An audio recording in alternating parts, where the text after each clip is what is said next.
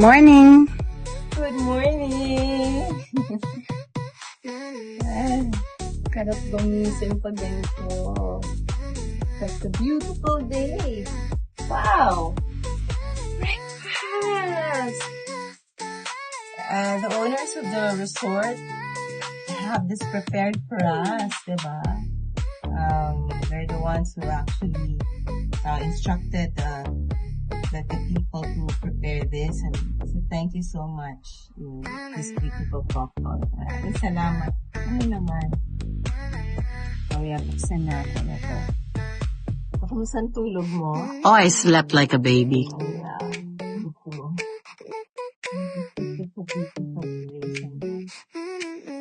Swimming na tayo. Yes, let's do that. I was not able to swim last night eh. Yes, actually you can have your breakfast here actually kasi floating to, itong train na to. Is it? Ah, okay. Pero baka magkalat tayo dyan pag nilagay natin yan. Yes, you can have Breakfast there in the pool. food or in the pool. Okay. Don't you just like this landscape? Yeah, The natural landscape of God. it's too raw. It is. It is raw and yan, parang talagang nandun ka sa bukid pag gigising ka. Kanina nga, I was watching that guy over there. Uh, Nagpa-farm na si Kuya. alam mo yung feeling na probinsyang probinsya. Yung Yes. dating, pero grabe yung amenities ng lugar. As in, yung malaki nilang pool. Pagka nirent mo pala yung doon, yung cabin doon, yung pinakamalaki, I think mga 30 people. Yes, 30 even packs. more, diba? Sa'yo yung pool na yon at saka yung temperature ng pool na yon warm siya. Is it? Yes, so, pero syempre, para yung pool na yan, para doon sa Mm-mm. cabin. And then, kung 3 cabins na to, iba-ibang sizes. Ito yung sa atin for 10. Mhm. Sila lang naman tayo. Mhm. So, ayan. And then you have your own kitchen food. Yes. Diba? So, it's so thoughtful. I mean, thoughtful yung pagkakagawa nila nung staycation place na to, itong resort na to. Inisip talaga nila na parang dun sa malaking grupo, they have that big pool, it's heated. Kasi syempre, usually, mga big parties doon, diba? Big groups. Dito naman, you have your own little dipping pool. So, talagang inisip nila. And then, may kitchen to full kitchen to sa likod. Mhm. Oo, dito, bababa ka lang dito and punta ka Likasi. Dito natin yung kitchen mo sa likod. At kompleto. Kompleto talaga. Kasi kung nakita nyo, meron yung little sitting area dito pag gusto nyo mag-inuman sa gabi. Diba? Pag sa araw, medyo mainit siya. Pero pag nag-sunset na, pwede na dyan.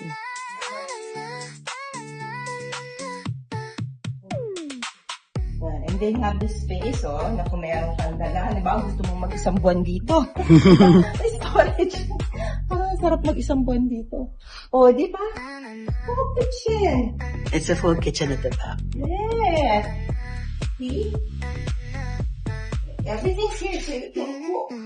Diba? Pwede ka mag-init, may gasol, may tubig, may sink. Andito lahat ng mga plates, forks and spoons, may glasses. And they have ihawan also at the dyan, kagabi. Pickleball. Pickleball court! Diba? Yung mga na-adik sa pickleball or even yung mga gusto lang mag-try. Ayan, ipapaint pa nila to yung floor. Ayos pa nila. So, this is still under constant improvement para maging maganda siya. Pickleball court talaga. I think this house is for mga good for 15. Yeah. Diba? Ganyan. And then may basketball court din doon. Diba? Sa Bocana. And then, look at this, may mga parasols din sila, tables and parasols. Para kung gusto nyo talaga dito, by the river. Ano ba to? River or creek? River. River. Wait, is River Sapa? I think it's Sapa. Sige. Or it's basta.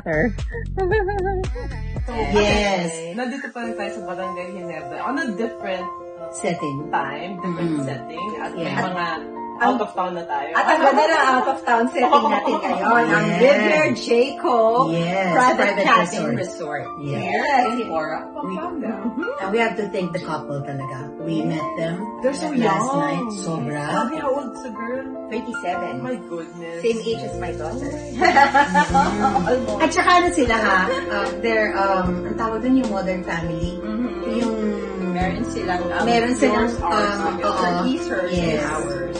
Correct. So that's really nice. Impressive yung mga generation nila na at that age, successful na kagad. Parang iba yung kanilang drive. And very aggressive sila. Yes. During their age, hindi naman natin naisip ng ganito. Totoo. At saka ang ganda ng story nitong It started during the pandemic. Yeah, Riviera Jayco, Kasi from another business, tapos nagka-pandemic, and then nag-pivot sila kung ano yung pwede nilang gawing business. And then yung pinatayo nila tong resort na to, which was supposed to be for private use. Yeah. Yes. And then ito na.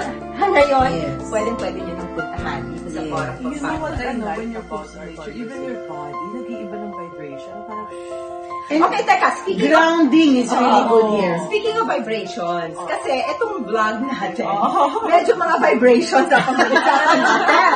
Diba?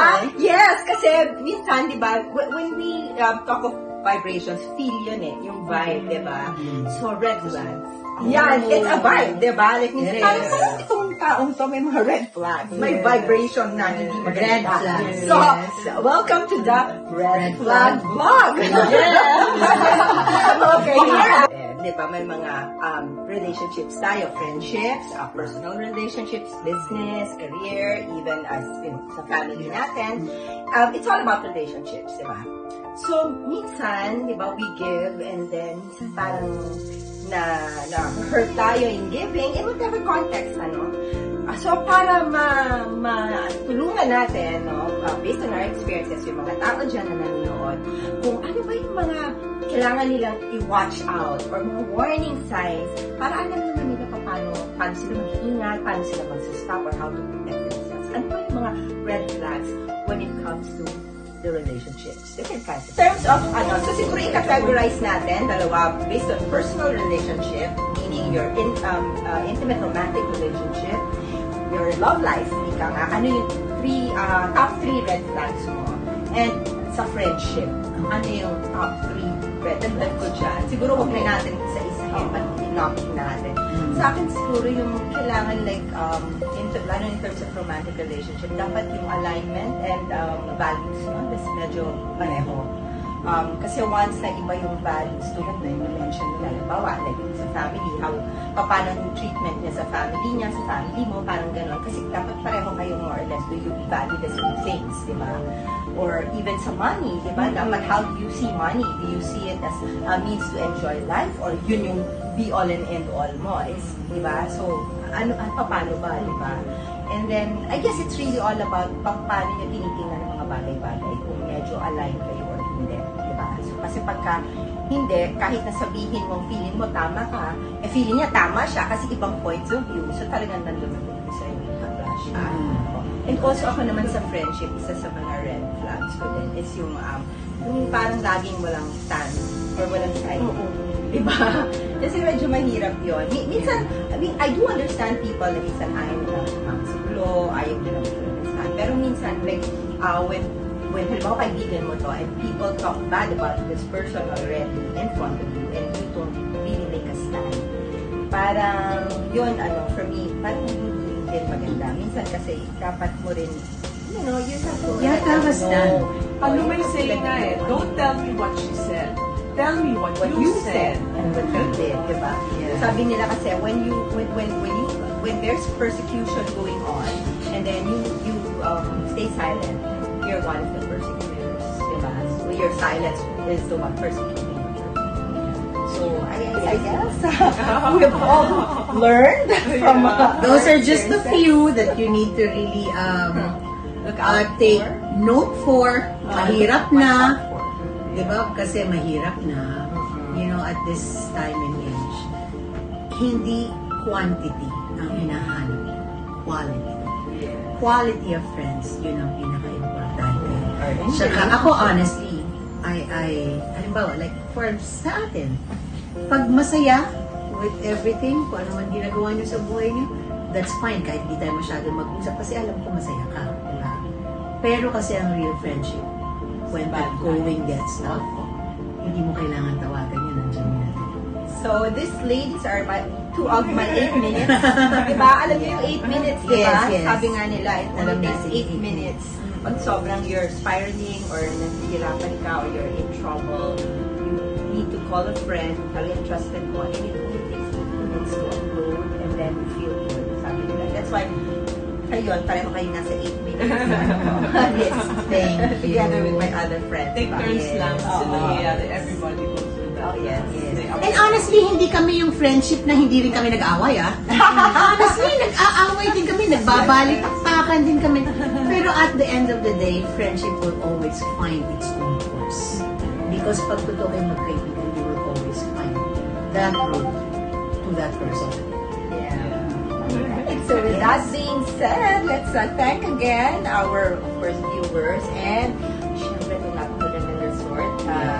They accommodated us and we hope to come back. And kayo kung gusto nyo rin ma-experience ang Riviera Jayco private cabin resorts here in Coram, Pampanga. Ilagay na rin natin yung links kung Yes. sa Facebook and social media accounts nila para makapag-book po kayo. Yes, Check and them let's out. also say thank you to Cam. Cam. Thank you very Yes. much for facilitating all of this. Everything. Maraming salamat. And honestly, mas marami pa po kayo makikita sa aming mga travel vlogs. Ayan. Yes, together or separately, di ba? Yes. Abangan nyo yan. And marami pang ibang mga kasama para makilala nyo rin who are the people in our lives. Yes, and closest to us, di ba? Let's Yung mga explore. friends. Yes. Explore our country together. Yes. Abangan namin sa susunod naming Vlog! Vacation. Ano title nito? Ha? The Friendship Vlog. Well, whatever you want. Pwede, to sige, do. Whatever let's see. vlog. Okay. Whatever vlog. Bye, everyone! Bye! Thank Live, love, you. love. bahala na po.